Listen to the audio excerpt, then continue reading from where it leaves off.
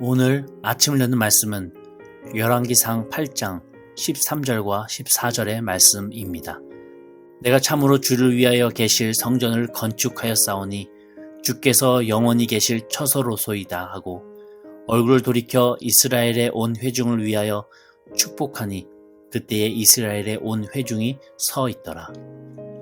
할렐루야! 오늘 말씀을 통해서 주님의 뜻을 깨닫는 지혜와 기도의 응답을 누리는 은총이 우리 모두에게 넘치게 될 줄로 믿습니다. 성전이 완성되자 솔로몬은 제일 먼저 성전의 핵심인 언약궤를 임시 거처였던 다윗성에서 새 성전으로 옮기고자 모든 장로들과 족장들, 백성들을 불러 모았습니다. 2절에서는 성전 봉헌식을 위해 모인 때가 에다님월이라고 표현을 하고 있는데요. 그때가 언제인가? 초막절기를 가리킵니다. 초막절은 이스라엘 백성들이 출애굽 기간에 광야에서 생활하던 것을 기념하는 절기로서 출애굽 광야 기간 동안 하나님께서 이스라엘을 인도하신 것과 애굽의 노예 생활에서부터 구원하시고 약속의 땅 가나안을 주신 것, 그리고 또한 그 땅에서 주신 모든 곡식과 과일의 추수를 감사하는 그런 큰 절기였습니다. 학자들은 솔로몬이 이런 초막절에 성전 봉헌식을 했던 이유를 이 초막절이야말로 성막에 이동해서 이제는 정착이라고 하는 변화를 가장 잘 보여주는 절기였기 때문이다 라고 연구합니다. 광야 기간 동안 이스라엘과 동행하시며 이스라엘을 인도한 그 하나님의 언약궤가 이제는 성전이라고 하는 한 장소에 정착하게 되었기 때문에 그 이동을 의미하던 초막절에 이 성전 봉헌과 언약궤 안치식을 거행했던 것입니다. 그리고 5절을 보면 이스라엘 사람들은 언약궤를 옮기는 과정에서 셀 수도 없이 많은 양과 소를 제사로 드렸습니다. 하나님께서 다윗 때는 성전을 허락하지 않으셨고 이 천막으로 된 성막에 보관했던 이 하나님의 언약궤를 이제서야 성전을 허락하시고 그 안에 임재하셨던 그 이유가 뭘까요? 왜 지금 솔로몬 때는 되고 다윗 때는 안 되었냐고 하는 것입니다. 며칠간 이 질문을 붙잡고 고민하던 가운데 저 개인적으로 묵상한 것은 하나님 말씀의 소중함을 이스라엘 백성들이 이제야 마음에 간직했기 때문이라고 묵상합니다. 이스라엘 백성들이 이제서야 하나님 말씀의 소중함을 깨달았다고 하는 것이죠. 근데 그것을 어떻게 알 수 있습니까? 그 언약궤 안을 보니까 알 수 있겠더라고요. 9절에 따르면 언약궤 안에는 두 돌판 외에 아무것도 없었다라고 기록을 하고 있습니다. 원래 이 언약궤 안에는 세 가지가 들어 있어야만 했었습니다. 십계명 돌판, 그리고 아론의 쌍난 지팡이, 그리고 만나를 담은 항아리, 이렇게 세 개가 들어가 있어야만 했었죠. 그런데 십계명 돌판을 제외한 나머지 두 개, 아론의 쌍난 지팡이와 만나를 담은 항아리는 중간에 사라진 것으로 연구합니다. 만나를 담은 항아리는 출애굽기 16장 33절에 하나님께서 만나 한 오멜을 담아 대대로 보관되도록 간수하라고 그렇게 기록을 하고 있습니다. 그래서 이스라엘 사람들은 법궤 안에 이 만나를 담은 항아리를 넣어서 보관을 했죠. 아론의 쌍난 지팡이 이야기는 민수기 17장에 기록되어져 있는데요.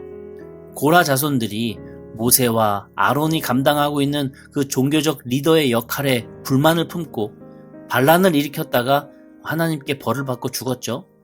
여기서 이제 모세가 느끼기를 고라가 불만을 품었었더라면 레위 지파가 아닌 다른 지파 사람들도 모세와 아론을 대신해서 이 종교적인 역할을 감당하고 싶어 할 수도 있겠구나 라고 이렇게 판단했다고 하는 거예요.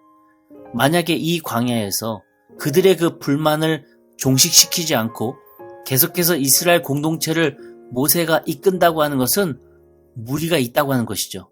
그래서 모세나 아론은 이스라엘 모두 앞에서 종교적 리더의 역할을 하나님께 증명받을 필요가 있었습니다.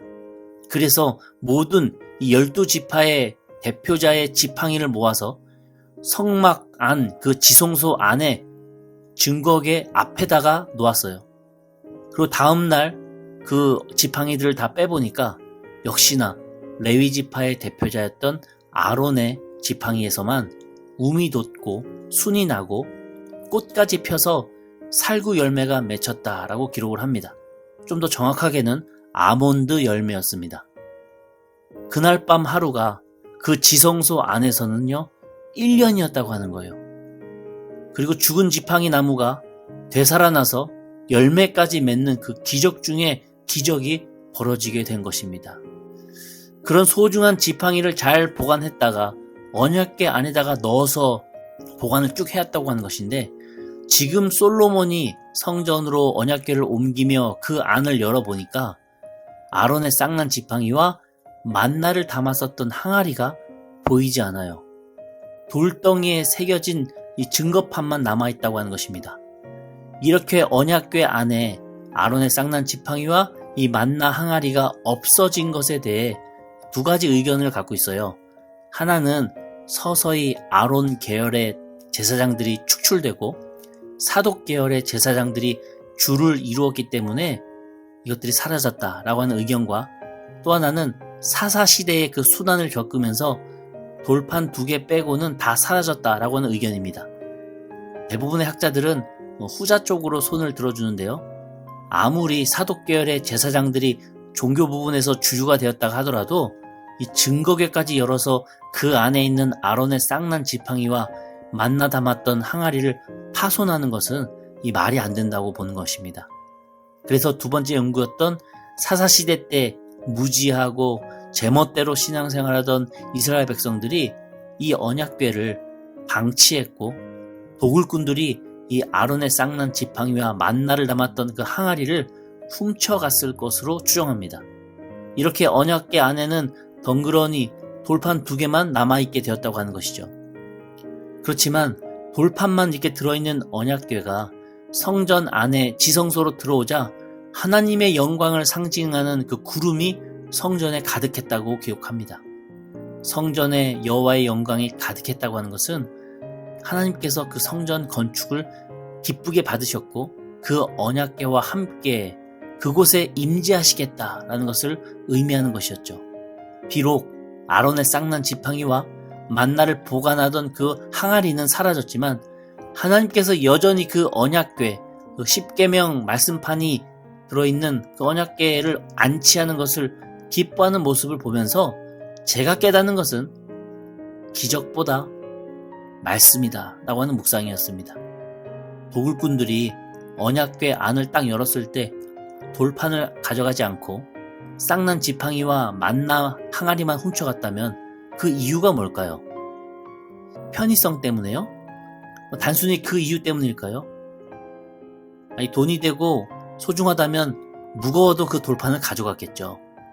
저는 말씀을 상징하는 돌판보다 쌍난 지팡이와 만나의 항아리를 상징하는 바로 그 기적이 훨씬 더 그들에게는 매력적이었기 때문에 굳이 지팡이와 항아리를 가져갔다라고 저는 묵상합니다. 도굴품을 경매로 구매하는 사람들도 이 기적을 상징하는 지팡이와 항아리를 훨씬 더 고가로 측정하고 훨씬 더 소유하고 싶었다고 하는 것이죠. 한마디로 세상 사람들이 볼 때 말씀과 기적을 비교하자면 기적이 훨씬 더 소중했다고 하는 것입니다. 여러분, 우리 믿는 신앙인들도 말씀과 기적 중에서 기적이 더 중요합니까? 기적이 훨씬 내 신앙을 굳게 세우고 날 흔들리지 않게 만들어줍니까? 그럴 것 같아요. 내가 기적을 경험하면요, 전혀 신앙도 흔들리지 않고 날이 갈수록 더 하나님 붙잡고 날마다 더 하나님을 찬양할 것 같아요. 그런데요, 아니더라고요.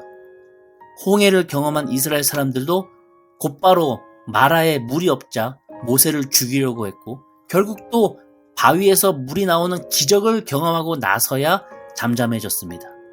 결국 문제 앞에서 그들이 의지했던 것은 하나님의 말씀이나 하나님을 향한 기도가 아니라 결국 그들은 계속해서 기적에 의지했다고 하는 것이죠. 결국 그 이스라엘 백성 1세대들은 가나안 땅에 들어가지 못하고 그 사막에서 전부 다 죽게 됩니다. 기적은요, 하나님의 말씀으로 인도하기 위한 수단일 뿐이에요.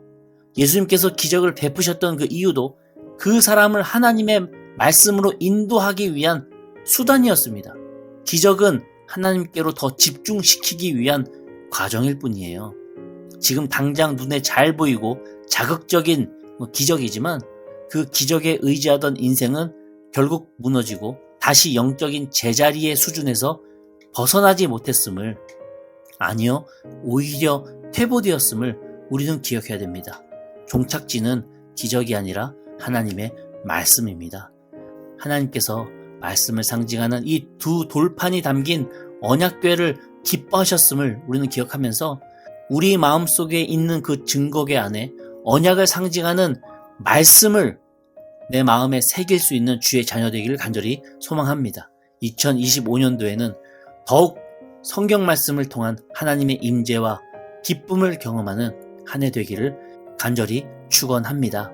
마지막으로 살펴볼 것은 솔로몬이 언약궤를 성전 안으로 옮기면서 이 성전을 건축했던 이유를 백성들 앞에서 연설하고 있어요. 13절인데요. 내가 참으로 주를 위하여 계실 성전을 건축하였사오니 주께서 영원히 계실 처소로소이다 하고, 내가 참으로 라고 하는 말은 진정성을 더해서 맹세한다 라고 하는 뜻입니다. 이 백성들 앞에서 하나님께 맹세하면서 솔로몬이 이 성전을 건축한 그 이유는 바로 주를 위해서였다라고 고백하고 있어요. 여기서 한 가지 비교되는 것은 선대왕 다윗이 성막에 언약궤를 옮기려고 했던 그 이유와 상반된다고 하는 것입니다. 다윗은 언약궤를 옮겨서 안치하는 그 작업이 내 뜻대로 되지 않을 때에 사무엘하 6장 8절에 보면 분노하는 것을 보게 됩니다. 또 사무엘하 6장 9절을 보면 어찌 내게로 라고 말하면서 이 언약궤가 하나님께 가는 것이 아니라 나에게 오는 것을 집중하고 나에게 오는 것에 온통 관심을 쏟고 있는 것을 보게 돼요. 전체적으로 다윗은 이 언약궤를 하나님을 위해서 옮기는 것이 아니라 나를 위해서 옮기는 것에 초점을 맞추고 있었다고 하는 것이죠. 그러나 오늘 솔로몬이 이 언약궤를 옮길 성전을 건축한 이유가 13절에 나와 있듯이 주를 위해서 이 모든 것을 하고 있다라고 고백합니다. 이러한 고백 뒤에는 겸손하게 나의 부족함을 깨닫고 완전하신 하나님을 더 의지하겠다라는 그 결단이 숨겨져 있는 거예요. 나는 하나님의 자녀로서 여기까지 인도받았고 또 주님을 더 의지해야 되고 하나님으로부터 배워나가야 하며 하나님께 능력을 달라고 간구해야 함을 솔로몬 자신은 잘 알고 있었던 것입니다. 이렇게 솔로몬은 겸손과 낮아짐의 태도로 성전 건축과 언약궤 안치를 진행해 온 것입니다. 하나님께서는 이 화려한 성전 건축 때문이 아니라 바로 솔로몬 왕의 중심을 보실 때 그의 마음이 오직 하나님께로 향하고 있었기 때문에 이 성전 건축과 언약궤 안치를 기뻐하셨다는 거 우리는 기억해야 됩니다. 날 위해서가 아니라 솔로몬은 하나님을 위해서 이 모든 일을 했다고 하는 것이죠. 이제 우리 자신을 돌아보길 원합니다. 나는 날 위해서 하나님이 필요합니까? 만약 그렇다면 결국 기적을 바라는 그 마음이 내 안에 가득 차 있다고 하는 것을 인정할 수밖에 없어요. 그럼 내 신앙은 결국 제자리일 뿐입니다. 반대로 나는 하나님을 위해서 내가 쓰임받기를 원합니까? 그건 하나님의 말씀을 상징하는 그 돌판을 내 마음속에 새기고 있는 주의 자녀일 것입니다. 그럴 때 하나님께서는 우리 마음속에 함께 임재하여 주셔서 기뻐하신다고 하는 것이죠.